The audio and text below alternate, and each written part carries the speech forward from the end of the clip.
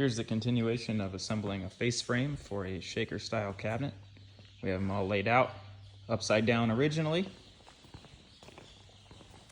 As I complete them, I put them there right side up. So they start out like this, and bring them over to the bench. Clamp it down to the bench. Take our brush, add some glue, cover the end, put them in place,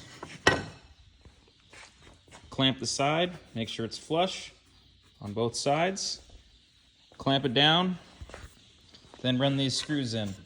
I'm using the 1 1/4 inch Craig screws that are for 3/4 inch thick material. This is the kit that I'm using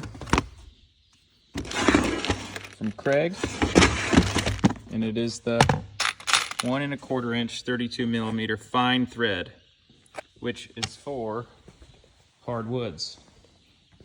So I hope that was informative for you. Once you screw it, glue it, and screw it, the screws are going to hold the glue in place, and then I'll put it back and get the last one done.